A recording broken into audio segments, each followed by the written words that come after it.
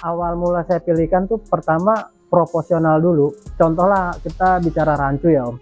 Rancu kan banyak berpikir, oh itu kurvanya nggak mulus gitu. Terus kita harus benahin kurvanya itu sampai mulus, gimana caranya. Nah itulah yang dinamakan seni grooming Om. Jadi nggak semua ikan itu yang masuk ke saya, ikannya berawal dari bagus-bagus aja. Banyak ikan yang standar-standar jadi bagus. Ikan paling berkesan tuh sebetulnya ada dua Om. Pertama, ikan yang pertama kali saya ambil import dulu, dan yang kedua ikan demekin. Kita bicara di demekin ya Om. Jadi demekin itu saya dulu beli nggak terlalu mahal, terus saya grooming selama 2 bulan, dan ternyata pas awal pertama saya kontes, ikan itu dapat baby champion kelas demekin. Dan yang kedua itu ada ikan yang dulu saya kasih nama bulbul. Jadi ikan itu dari saya senior sampai saya super jumbo itu ditawar orang, saya nggak jual-jual Om. Terakhir kenapa ikan itu saya jual, ya awal mula pembuatan farm di sini karena ngejual si bulbul itu ke Vietnam. Jadi pasar saya terbuka di Vietnam tuh awal mulanya dari bulbul itu.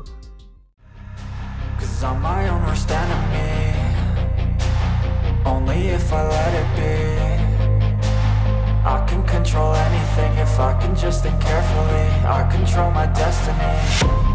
Deep up in my mind I manifest it. Every morning I wake up obsessed, and everything I do the best. And deep within my mind you know I'll always manifest it.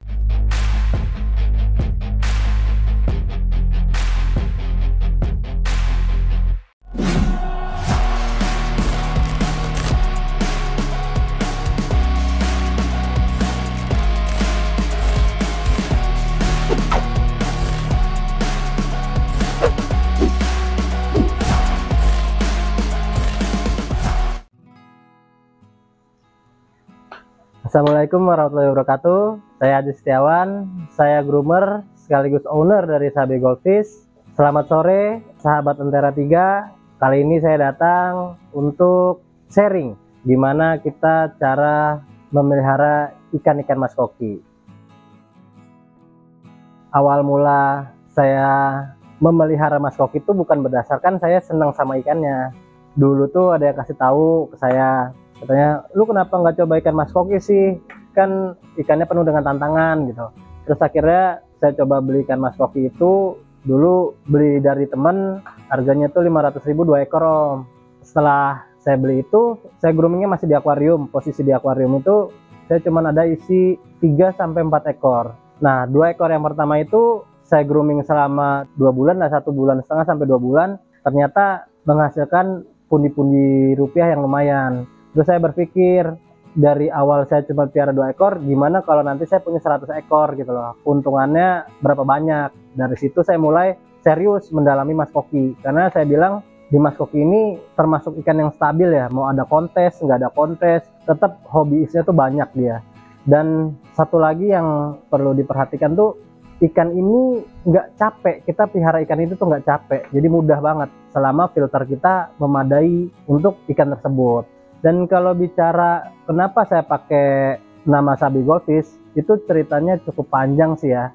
Jadi saya dulu sempat collab sama salah satu teman saya, namanya Faisal Hamka. Jadi dia ngasih saran, udah coba aja pakai nama Sabi Goldfish. Dalam arti Sabi Goldfish kan berarti bisa gitu loh. Jadi isi dari Sabi Goldfish itu kita di sini bisa grooming, bisa ngebentuk ikan dari ikan standar menjadi ikan bagus, bisa breeding juga, terus kita bisa ngisi ikan pasar, ikan fancy, ikan show. Jadi saya di sini berdiri di mas koki ya totalitas gitu.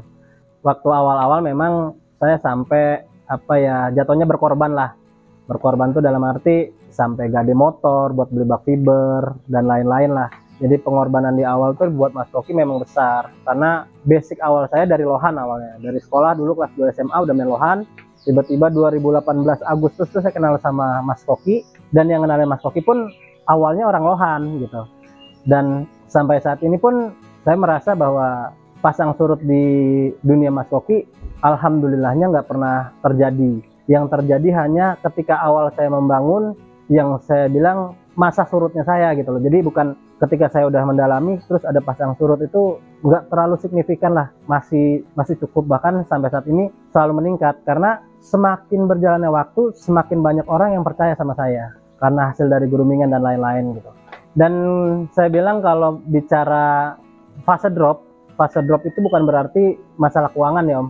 Kalau di Mas Kok ini yang saya alamin masalahnya tuh di jenuh. Jadi ada titik jenuh yang saya alamin karena di ikan ini kok ya udah gitu loh, cuman grooming tuh cuman gini-gini aja. Tapi ternyata pas saya bongkar semua, dalam arti saya cari tahu sendiri, kayak contohnya jinjit ekor, terus analnya ngangkang, terus dorsalnya patah atau bengkok, itu ternyata masih bisa diatasi. Nah, titik jenuh saya bisa tertutupi sama itu Om, karena ada tantangan baru yang bikin saya jadi semangat lagi di Mas Koki.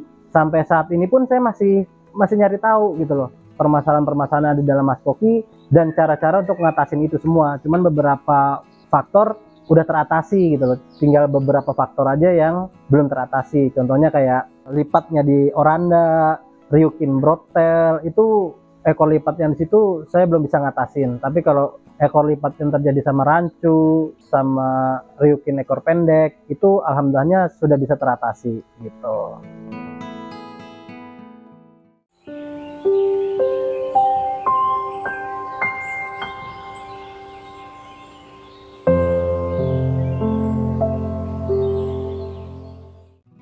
Nah, ini bersyukur banget nih Lentera 3 pertama kalinya ngeliput farm baru saya nih. Jadi farm ini baru aja direnov Om.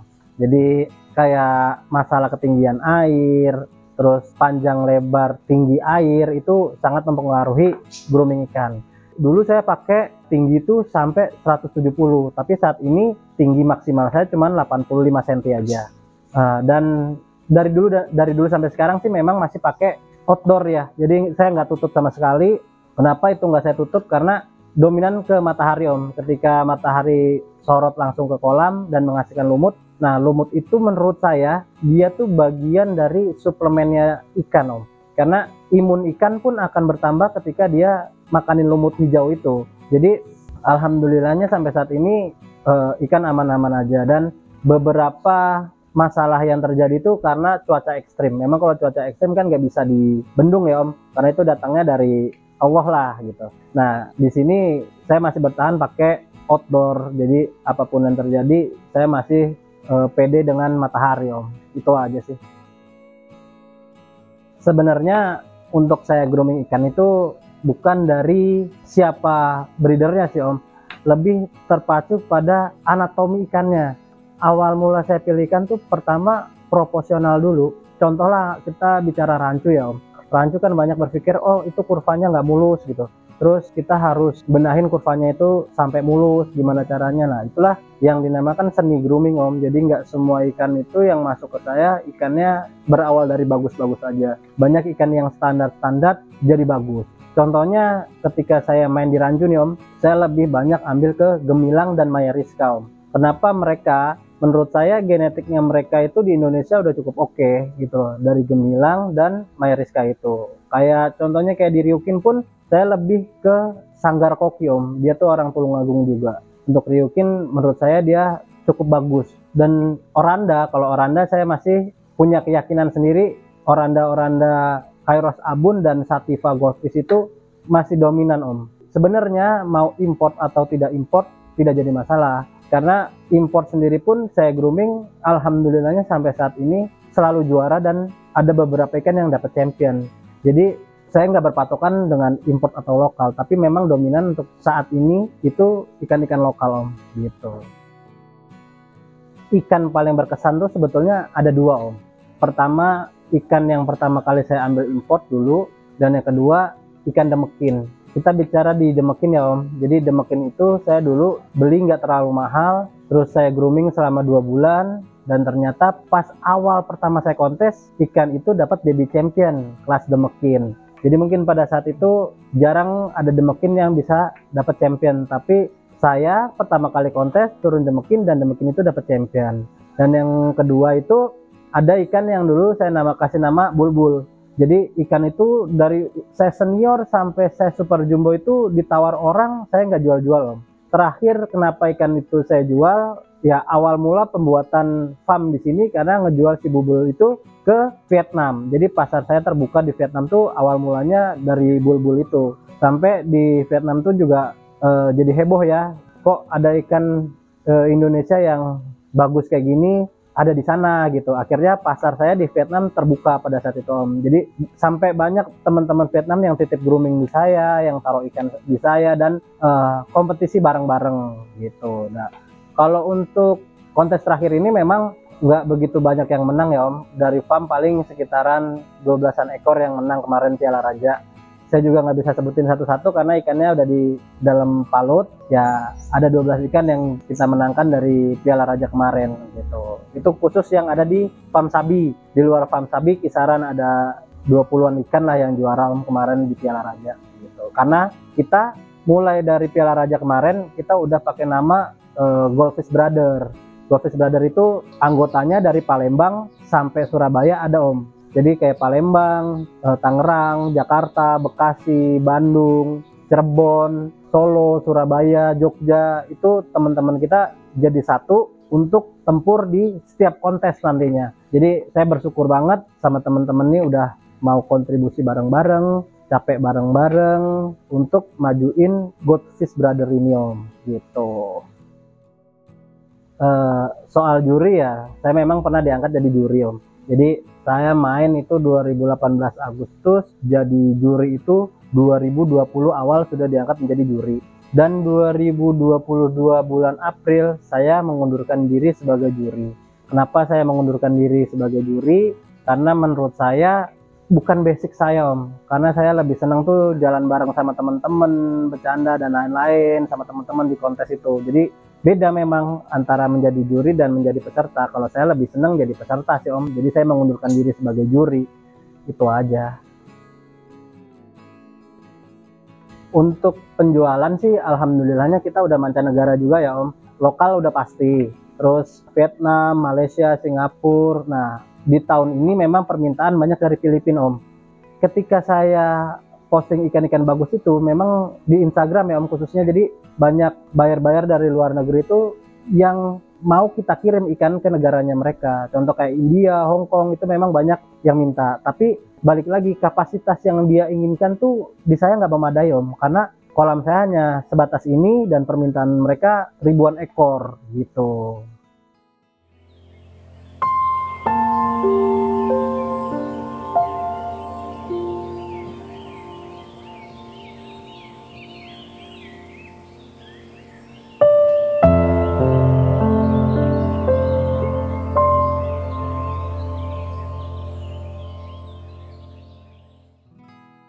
Kalau bicara treatment atau grooming, saya dominasi lebih di air. Karena yang saya alamin tuh air itu sangat berpengaruh. Jadi awal mulanya saya nggak pakai boran yang baru nih. Jadi waktu itu air yang ada di farm ini jadi satu sama air rumah. Tapi setelah itu terjadi, dulu saya pakai pelet Mizuho itu aman. Semua ikan berkembang dengan bagus, kayak growth-nya, kayak bulky-nya, dan lain-lain. Mungkin memang ada suplemen yang saya tambahkan, seperti telur, saya cutting dengan kayak spirulina dan lain-lain, supaya jadi suplemen untuk ikan itu sendiri. Dan ketika saya ngebor air baru ini, saya tetap pakai Mizuho itu, ternyata ikan itu kempes gitu loh. Ketika puasa ikan itu terlalu kempes, jadi akhirnya pas saya kontes, saya kaget kok ikan kempes semua, dan saya lihat ikan nggak dominan banyak juara di situ. Akhirnya saya berpikir, wah ini jangan-jangan pakannya dia yang nggak masuk ke dalam nutrisi badannya gitu. Ternyata memang itu terjadi. Jadi balik lagi ke teman-teman, apabila grooming, perhatikan airnya, bukan pakannya. Ketika pakan itu sudah cocok, mau pakan murah atau pakan mahal, tetap dilihat dari airnya, bukan pakannya. Sekali lagi itu yang saya ingatkan. Jadi nggak semua tempat pakai pelet yang sama menghasilkan ikan yang sama. Kalau rencana saya jujur aja sih Om, pengen memperluas dunia Mas Koki, dalam arti lahan bertambah, terus karyawan bertambah. Jadi kita duduk di sini itu bukan berarti semua itu masuk ke kita, tapi kita juga ngebantu teman-teman yang kurangnya pekerjaan dan lain-lain itu masuk dalam ruang lingkup kita gitu Om. Karena saya pribadi memang melihat dunia Mas Koki itu besar banget Om, permintaan Mas Koki itu besar banget. Pesan-pesan saya buat dunia Mas Koki ya diusahain sih menjadi satu sih Om. Jadi saya selaku Goldfish Brother pengen dunia Mas Koki itu ngelebur jadi satu, dan kita kontes buat senang-senang Om, bareng-bareng Om, bukan lagi cari ego lah. Jadi suatu orang yang mau mendominasi suatu kontes. Untuk teman-teman semua diusahain ya untuk milih ikan itu bukan sekedar hanya rapi. Kalau cuma ikan rapi kayaknya terlalu mudah sih. Jadi kita harus pintar milih ikan, mana ikan yang bisa berkembang dengan bagus, yang kita bisa konteskan, dan mana ikan yang tidak bisa berkembang. Dalam arti tidak bisa berkembang itu kayak nggak bisa bulky, terus pertumbuhannya juga lamban. Nah itu kita harus paham di situ. Dari karakter dan bentuk ikan itu memang terlihat sih. Oh ya, nanti gue bakal ngulas kok antara ikan yang mampu untuk berkembang dan yang tidak mampu untuk berkembang. Ikan sama-sama rapi, nanti kita ulas.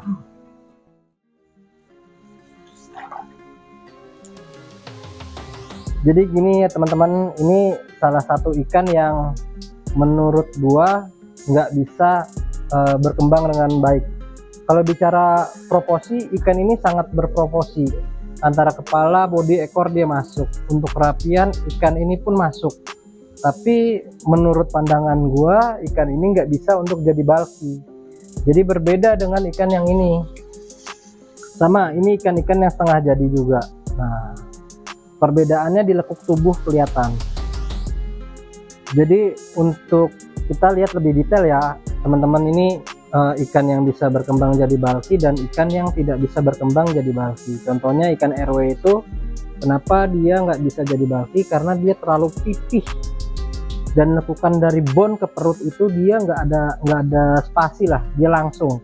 Beda dengan ikan ini. Nah ikan ini tuh dia punya spasi di antara kurva dan perut. Nah kalau misalkan teman-teman kurang ngelihatnya kurang detail, coba diambil dari posisi belakang. Dia kalau posisi belakang kelihatan banget kok ya. Nah dia lebih kelihatan dari situ.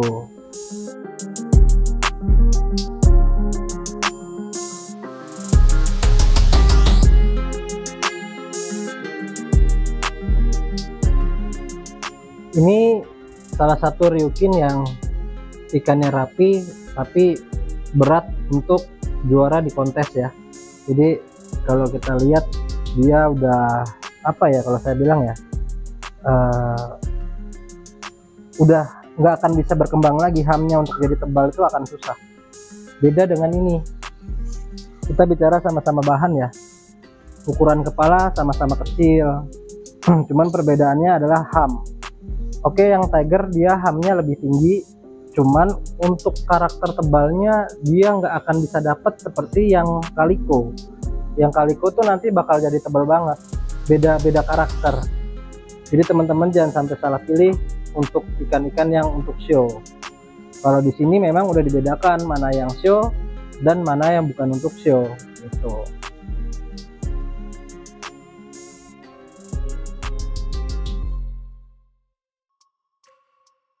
Oke, itulah ulasan-ulasan dari gua. Jadi untuk sahabat Ondera 3, jangan lupa subscribe-nya.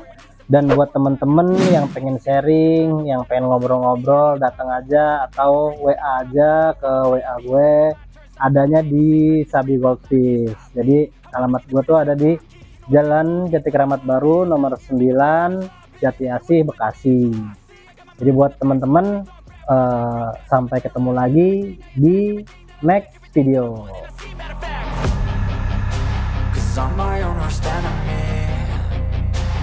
Only if I let it be. I can control anything if I can just think carefully. I control my destiny. Deep up in my mind I manifest it. Every morning I wake up obsessed, and everything I do the best. And deep within my mind you know I'll always manifest it.